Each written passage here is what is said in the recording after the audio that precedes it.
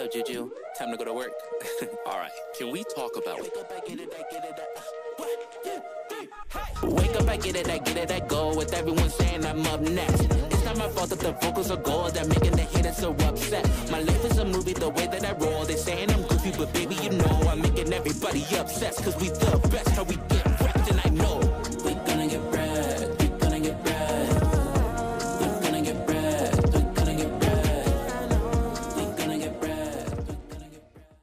What's going on, everybody? It's your boy Juju Green, aka Straw Hat Goofy, your movie guy, and I'm sitting here with the stars of FX's Alien Earth. We got Sydney Chandler and Babou Ceesay. How are we doing? Doing Good, great. thank you. Yeah. I'm having a great time right now. I'm really excited to talk to you about the show because I watched part of the first episode. Awesome. And it's seriously, it's the bomb. Like, it is the bomb. Like, there's a shot in that first 5 minutes that looks exactly like the 1979 Alien film where they're all having dinner or breakfast or whatever with each other. And I'm like, how did they accomplish this in modern time technology? It's incredible.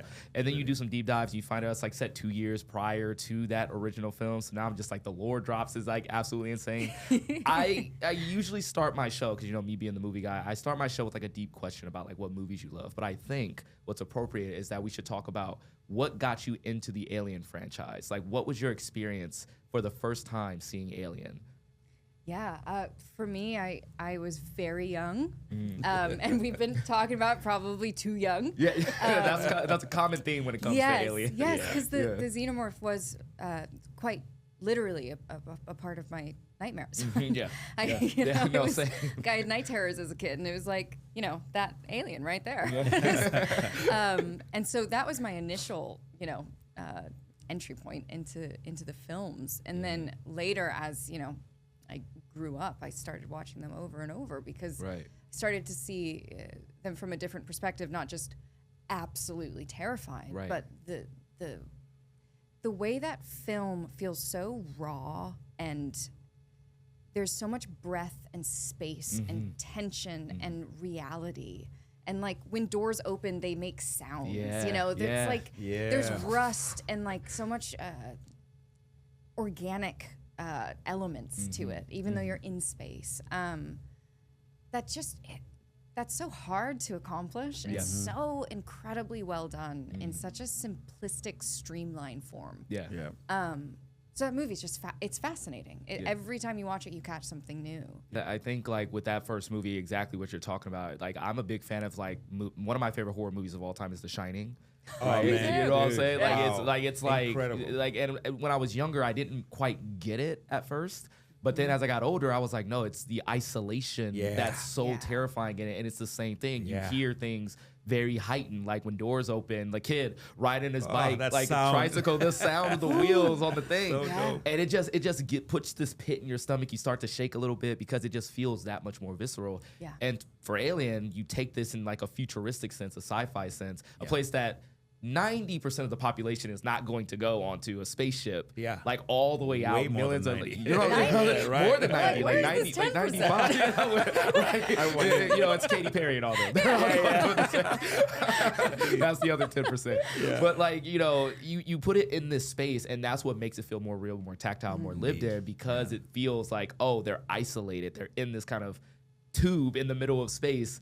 And that's where the iconic tagline is: in space, no one can hear you scream. It's when something happens out there, you're done. You're screwed. You know what I'm saying? So I think that right there for me is what drew me into it. Yeah. And same as you, the scene that's in my nightmares constantly, every now and then it will pop back up, is when Homeboy is in the duct, and then you see the xenomorph just reach out. Oh, man. And you're it's obviously a monster. It's obviously something you've never seen before, but the fact that it had humanoid hands reaching out, and that's all you see, you're just oh, Jesus Christ, what is that? I would pass away just of subservience. I was like, no, you got me. You got me. I'm done. Just take me. You ain't even got to do Just nothing. make it quick. Make your eggs. I'm going to be dead. I'm yours. It's all good. That's it. Babou, I'm very curious, man. When was the first time you saw? I mean, I was in Togo. I grew up in Togo in West Africa. When I first watched it, I watched it alone. I watched it at the wrong time. I was 9, and a lot of bad decisions, man. Very bad decisions. But you think you're smarter than everybody else, so you want to do this thing that no one else is doing, and then that chest burster moment is the one that sticks in my mind.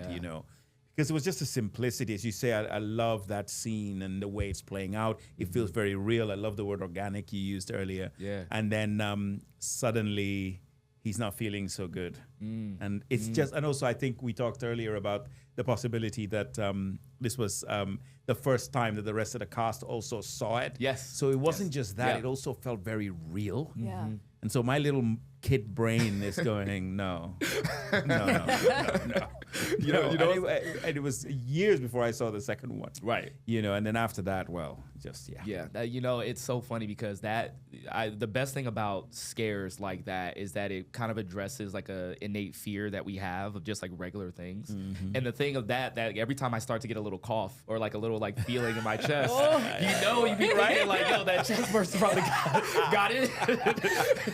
And you can't stop it. Like for a split second, I'm like, yo, did it get me? Like, I have no It's over. It's over right now. It can't be a cold. It is an alien. It has to be. Like, it's never the Absolutely. most logical thing. Yeah, it's like, no, oh, it's a of course. xenomorph. That's Like, the interesting course. thing about fear, because that's what this show looks at Yeah. as well. Yeah. And how it plays on your mind. So it's fantastic. Yeah, and like what I find very interesting from the first Alien and then Aliens is that Alien is very clearly a sci-fi horror movie, but then Aliens takes it to a sci-fi action Correct. realm. And I just love that this franchise is able to morph and shape into something completely different depending on which movie that you watch. Absolutely. Right? The first two Aliens like very much tackle the theme of motherhood between like Ripley and the Queen and you Yeah. know all these things, Oh, her yeah. attachment to Newt and stuff like that.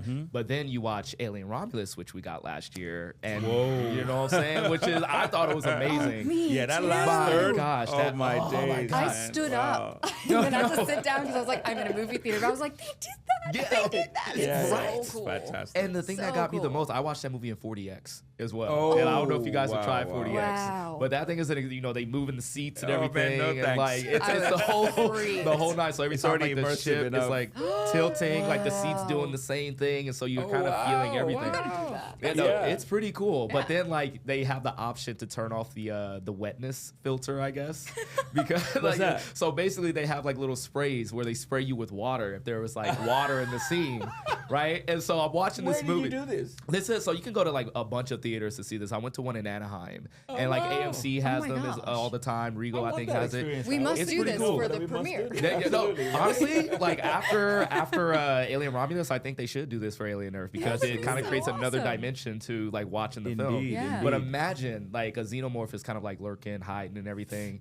And you know, there's always a scene where like that drippy drip like hits you in the forehead. exactly. I got drippy dripped like in the forehead with the 40X. And bro, it was the most like take you out like Oh my it- gosh, I was that's like, amazing. what was this? So it was, but mind you have the option to like turn it off. They let you know. Right, so like right, I was like, no, I want the full experience. So it just added like a new level of fear to me. Of course. But one theme that I really want to get into, because you know, from Alien Romulus and into Alien Earth, especially when I was watching, is like there's a level, a theme of prejudice that happens in this as well. Right. Where it has like the humans versus like the synthetics and the cyborgs. There's like a little bit of tension Right. that happens, especially with like David Johnson, who's like phenomenal in Alien Romulus, Yeah. right? Yeah. There's like a lot of tension as to what he is. Yeah. And there's a moment with you, Babu, where like you're kind of like, you know, you're being the man of the ship, you're saying what's what, Yeah. and someone says, easy for you to say cyborg. And Yeah. I was like, yo, why did he say cyborg with a hard OR? like, why did he say it like that? Like, you know? Indeed. And so I love it when films are able to tackle those themes. And I just wanted to say, like, I just want to ask, from your perspective as actors, do you see that when it's written on the screen? And like, how do you bring that to life in your performances? Well, I mean, a lot of drama is about conflict, you know, and those are very personal Yes. conflicts, if you see what I mean. Felt personal. Yeah. So if someone's, you know, and the thing with Morrow is I had to be aware of how he was perceived because having this cyborg enhancement does give him an edge. Right, of course. And that edge, you know, we're a competitive species. People are going to watch you and go, okay, so does this mean that if we got into a scuffle, you have an advantage Right, over me, right. etc. Yeah.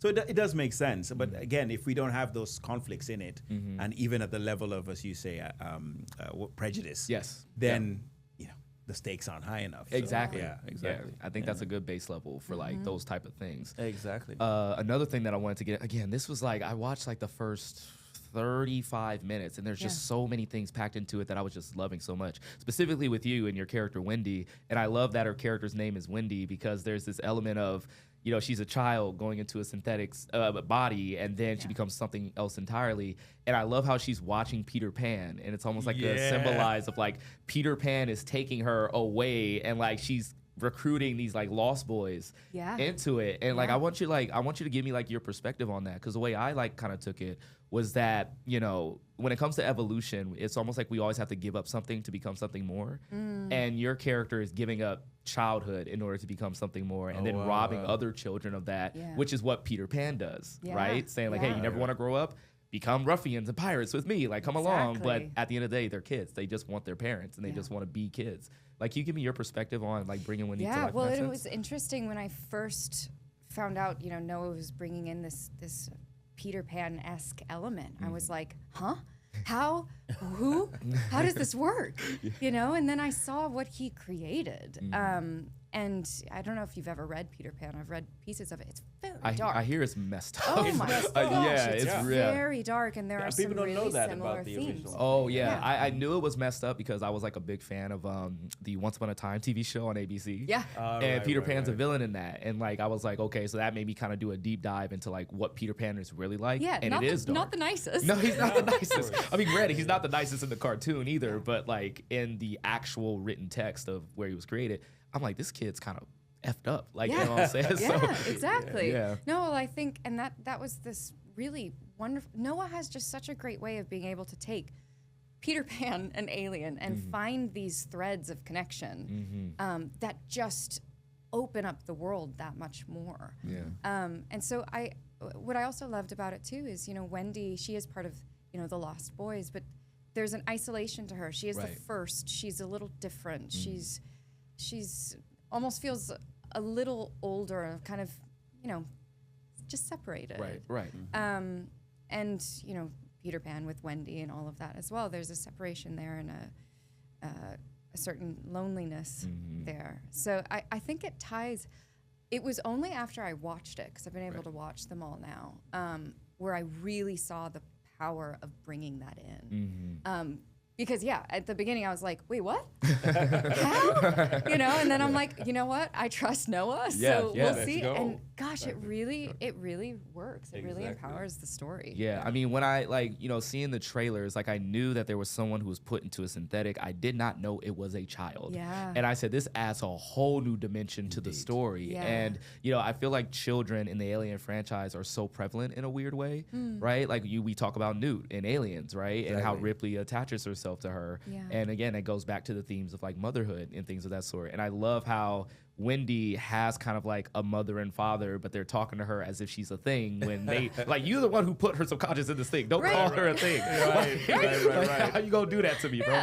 So like, I just love all the themes that are like happening in this.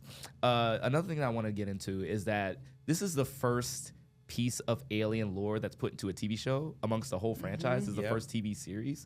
And a lot of people are used to just kind of like the one-off stories in the franchise. You're in, you're out, you get this really cool thing. But now we get like a full, how many episodes is in this season? Like eight? Episodes. 8 hours of alien lore, like, you know, set before the original film. That sounds inherently exciting. But obviously there'll be some fans who will be like, well, this is different. I don't know how to take this. Yeah. Like, from actors' perspectives, like, how would you justify making something that people are used to being in like a 2-hour span into 8 hours? The universe of it, I think, needs it. The Alien franchise is owned by the fans. It's such a huge idea. Yes. So, and you have someone like Noah who knows how to deal with subject matter of this scale, and, you know, having the opportunity to bring in Peter Pan. But not only that, we've got these new species. Yeah. We've got so many more things. I just think it was begging for something like this to happen. Yeah. You know, expanded. It's so funny because, you know, I feel like we're in a bit of a renaissance when it comes to aliens and it comes to predators, right? I don't know if you guys have seen like what Dan Trachtenberg is doing with the Predator franchise, where he came out with Prey, which was fantastic. So Fantastic. And I'm looking forward to Badlands. The Badlands, man. Listen, so... have you watched his animated movie yet? His animated Predator movie? No, I haven't. Yet. Okay, since we are on FX and Hulu here, I think we could talk about this just a little bit, especially since it's kind of in the same universe. Right. Predator, there's one called Predator Killer of Killers. And what Dan Trachtenberg did, it's an animated film where it's set in 3 different time periods, where a predator drops into feudal Japan to fight a samurai. Oh, wow. And then he also drops into the Viking era to fight a Viking, and then he also drops into World War II era to fight a World War II pilot. Okay, Wait, so I've what got to is this see one this called? like It's right called away. Predator Killer of Killers. Okay. I got to watch Cool. this. And it's Done. incredible. It's literally like 3 separate Wow, stories about yeah. how a different predator drops in at a different time. And the way he opens up the lore of predators, he allows you to like see how they think, how they operate. You go to the home world for a little bit. There's a lot of great stuff that is Wow. happening with it. And it kind of preps you for Badlands because this is like the first protagonist predator so it's worth, that we've gotten. Yes. Okay. And so, with Alien Romulus and Alien Earth also coming out, and like, you have these like Predator things going. We've already had an Alien versus Predator movie happen before. Yeah. And you always kind of see little Easter eggs to each one kind of like bump up against each other.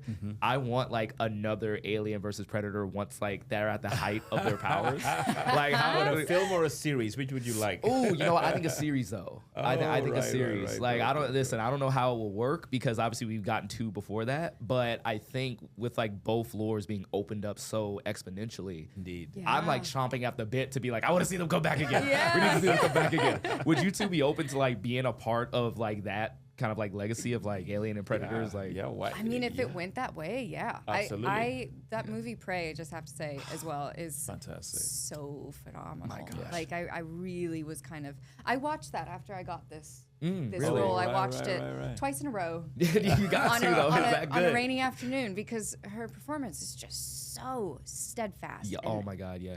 so solid. And I was like, okay, Yeah.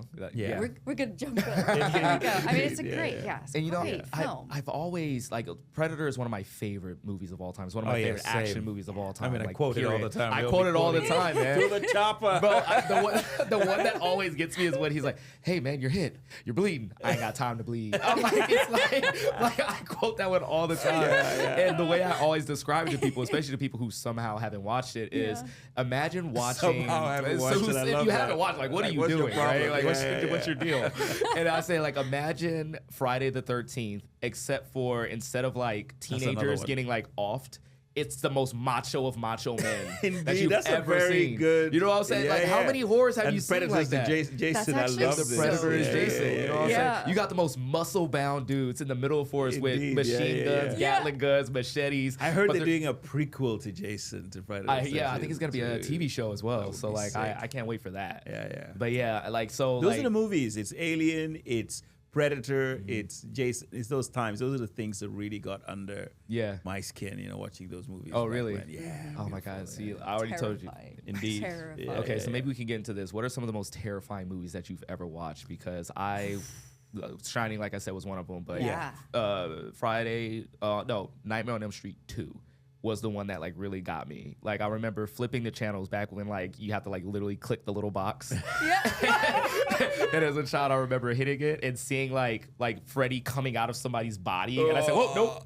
And then I got really curious and went back, and I saw him like in full force. I said, "Nope." And that's No more. that's what Thank you got very me. much. Yeah, Yeah, but what are like really quickly because I know we're running out of time. What Yeah. are some of your like most terrifying movies you've ever seen? The Grudge Oh, for me. yes. Yeah, I that watched sound- that oh, movie alone because I bad thought decision. I was cool and I was like, I can do this. And then I'm also just stubborn. So halfway through, terrified. I'm like, nope, I'm going to do this. Mine was Ringo. Ringo? I didn't The wait. Ring. Wait, The Ring. The Ring, You yeah. watched the Japanese one Japanese too. one. Yeah. Yeah. And my lab partner was the one. Like, I found this movie. We should watch it. Nah, bro. The Lab Dark partner. Water See, I as just well. dropped that in there. God, Yeah. all of those films are so You're just gonna drop scary. this on me and like, you know what I'm Yeah, saying? it was awful. I had to sleep with the light on for a week. I remember that. 100%. It No, was too much, man. Move the TV out of the bedroom. Yes. That's what you have yes. to do with that one. Absolutely. That one, it was absolutely insane. All right, we only have a minute and 30 left. I just want to say, like, it's been a pleasure talking to you. And I know a lot of people are going to be introduced to the Alien franchise through this TV show and start watching it, like, the whole thing. Yeah. What would you say to, like, a fan who isn't initiated into the fandom that is Alien? Go watch the original. Like, Indeed. I mean, please watch our show and then Yeah. go watch the original because 100%. that is such a a beautiful part of this is it will bring in a different generation to go maybe I should go watch the original films again and it opens up the world and just like ignites this excitement again that should just live forever. Yeah, Indeed, yeah. indeed, yeah. Yeah. I'm gonna say it again. If you haven't watched Alien, what are you doing with your life? It's like one of those. I feel like it's one of those must-see movies that everyone should do. But hopefully this show brings, as you say, a whole generation. Yeah. I think it is, man. Yeah. FX is killing it right It's now. killing it. They're Yeah. killing it right now. And again, that first shot, I'm like, oh, yeah, give me more. Awesome. But thank you so much for your Thank time. you. This has been a Thank true you. pleasure. Yeah, very much. really, really nice to meet you. Thank you. And thank you so much for watching Get Wrecked with Stride Goofy. Make sure you guys check out FX's Alien Earth and Can I Be Your Movie Guy?